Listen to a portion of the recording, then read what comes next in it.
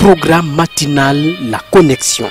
En ce temps de confusion et de panique générale, vous avez besoin de vous connecter au trône de Dieu et de maintenir la communion avec le Seigneur. Cette émission, c'est un temps de connexion divine. Merci beaucoup pour votre grande fidélité à cette émission matinale. Nous voulons baisser la tête et prier ensemble. Prions. Papa, merci pour l'excellence de ta présence au milieu de nous. Merci pour cette grande opportunité d'étudier ta parole ensemble. Nous prions que ta présence affecte la vie de chacun de nous et la révélation de ta parole apporte la solution à tous les problèmes de chacun au nom de Jésus. Merci Père pour la réponse. Au nom de Jésus, nous avons prié. Amen. Je vous souhaite la bienvenue à cette émission matinale. Que la grâce de Dieu abonde dans votre vie au nom de Jésus. Nous allons aborder notre 14e étude qui va concerner l'excellence et la permanence de Christ dans le croyant confirmé. Voyez, la confirmation de l'excellence et la permanence de Christ dans le croyant. Quand vous êtes croyant, c'est sûr et certain, la promesse a été faite que Christ est en nous. Ce qui est en nous est plus grand que celui qui est dans le monde. Ça nous donne déjà l'assurance de notre victoire devant tous les défis de la vie. Alors, dans le nom Emmanuel, nous considérons la lettre E. Voyez, quand nous parlons des lettres, nous disons simplement que nous prenons une lettre quelconque et nous allons voir derrière une lettre qu'est-ce qu'on peut retrouver comme nom conféré à Jésus. Donc, la lettre E, qui est la signification de ce nom, Dieu est avec nous, Emmanuel. Emmanuel, Dieu avec nous. Alors, la lettre E veut dire l'Éternel avec nous. Il veut dire également l'étoile brillante du matin. Brille, c'est la lumière. Et encore, vous voyez, ça veut dire encore l'Éternel des armées. C'est le grand combattant qui ne peut échouer dans aucun combat. Si vous l'avez avec vous, vous êtes les bienheureux. Voyez, Josué était au bord, ou du moins après le Jourdain, alors il devait affronter Jéricho. Jéricho était barricadé, mais comment ils allaient faire tomber un mur aussi long, aussi large? Non. Alors, mais le chef de l'armée de l'Éternel se présenta. Et Josué dit, mais es-tu de notre ou bien un de nos ennemis? Il a dit, je suis le chef de l'armée de l'Éternel et je viens maintenant. Gloire à Dieu. Et quand vous êtes en difficulté, le chef de l'armée sera là pour opérer la grande délivrance. Je prie que en ce jour, la grande délivrance soit opérée dans votre vie au nom de Jésus. Nous voyons que, alors, dans la lettre E, alors, nous avons Emmanuel, nous avons l'Éternel, nous avons l'étoile du matin. Alors, mais voyez que dans ce que nous allons voir, le caractère exceptionnel de Christ a été manifesté. Comment? Premièrement, il a été annoncé. Deuxièmement, il est arrivé.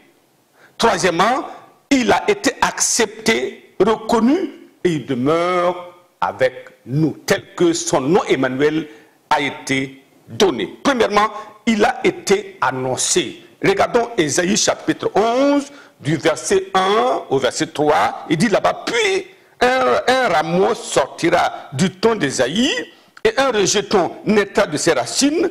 L'esprit de l'Éternel reposera sur lui, esprit de sagesse et d'intelligence, l'esprit de conseil et de force, l'esprit de connaissance et de la crainte de l'Éternel. Voilà ce que ça veut dire. Il dit un rejeton. Quelqu'un naîtra comme cela, sans qu'il y ait paternité au niveau parental, au niveau des hommes. Il naîtra comme cela. C'est comme un rejeton qui pousse comme cela.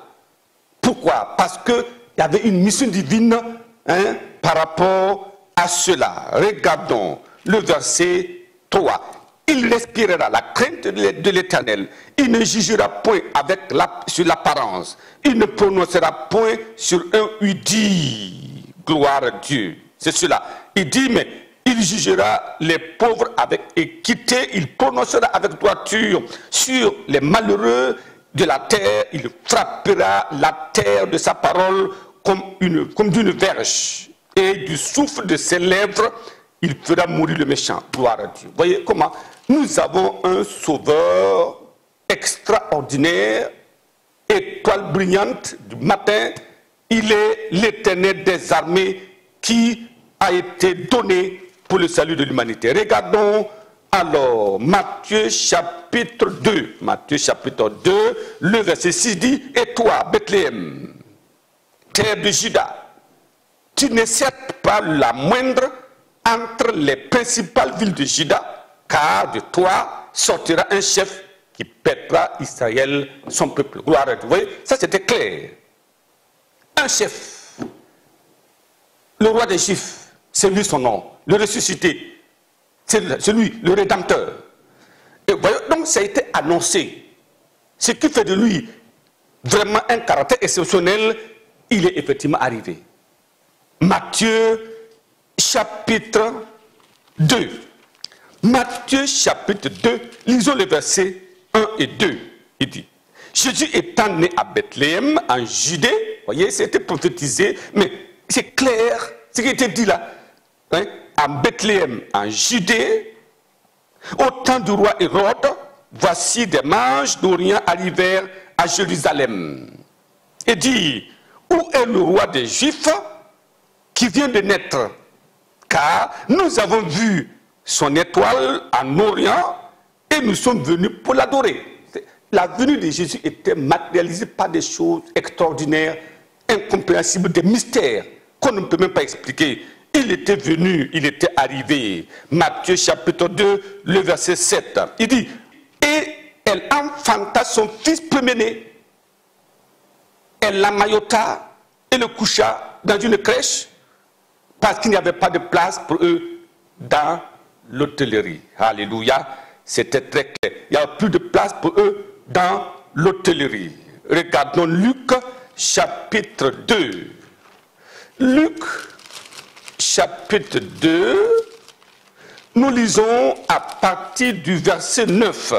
La parole de Dieu nous dit au verset 9. Et voici, un ange du Seigneur leur apparut. Vous voyez, il était né, elle l'a emmailloté, l'a couché dans une crèche, et immédiatement au verset 9, il dit, et voici un ange du Seigneur leur apparut, et la gloire du Seigneur resplendit autour d'eux. Ils furent saisis d'une grande frayeur. Voyez, concomitamment, Christ venant sur la terre et le ciel annonçant son arrivée, ça c'est extraordinaire, mais l'ange dit, ne craignez point, car je vous annonce une bonne nouvelle qui sera pour tout le peuple le sujet d'une grande joie. C'est aujourd'hui, dans la ville de David, il vous est né un sauveur qui est le Christ, le Seigneur. Gloire à Dieu. C'était clair, il était venu, il est arrivé, ça a été attesté, ça a été annoncé. Maintenant, troisièmement, il a été accepté, reconnu, il demeure avec nous. Regardez dans Jean chapitre 6, Jean chapitre 6 et le verset 68, il dit, Simon Pierre lui répondit, Seigneur, à qui irons-nous? Tu as la parole, tu as les paroles de la vie éternelle. Qui nous allons aller? Vers qui? Personne. C'est toi seul qui as la parole de la vie éternelle. Ils étaient attachés à lui, ils avaient cru en lui et ils avaient accepté comme leur Seigneur et Sauveur. Alors quand vous allez dans Actes des Apôtres chapitre 6, le verset 7, Actes des Apôtres chapitre 6, lisons à partir du verset 7, il dit, la parole de l'Éternel, la parole de Dieu se répandait de plus en plus, le nombre de disciples augmentait beaucoup à Jérusalem et une grande foule de sacrificateurs obéissaient à la foi. Donc, vous voyez que rejeté au premier temps, la parole étant claire et précise, plusieurs couraient et Jérusalem était remplie de la parole et même les sacrificateurs qui l'ont condamné, alors une grande foule obéissait à la parole. Il était exceptionnel. Dans Apocalypse chapitre 3 verset 20, il dit, je me tiens à la porte, je frappe à la porte de votre cœur. Si vous ouvrez, celui qui ouvre là, j'entrerai chez lui, je souperai avec lui. Il frappe à la porte de notre cœur. Allez-vous ouvrir?